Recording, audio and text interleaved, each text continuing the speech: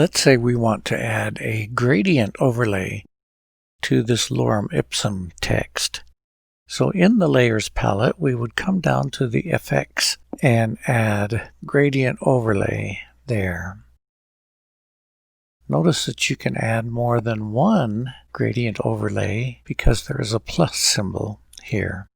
So just clicking on the plus would add another. Here you can choose its blending mode with the underlying layers.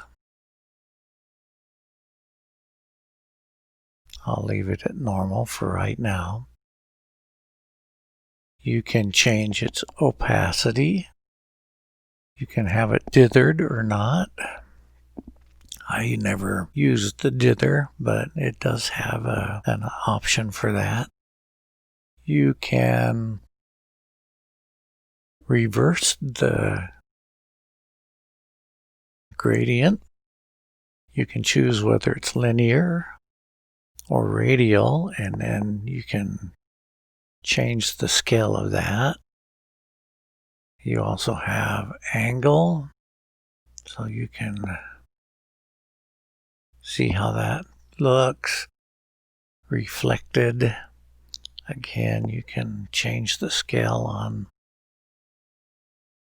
that, and a diamond shaped. 150 is as high as you can go on the scale. Again, you can make this the default, or you can reset to Photoshop's defaults right here.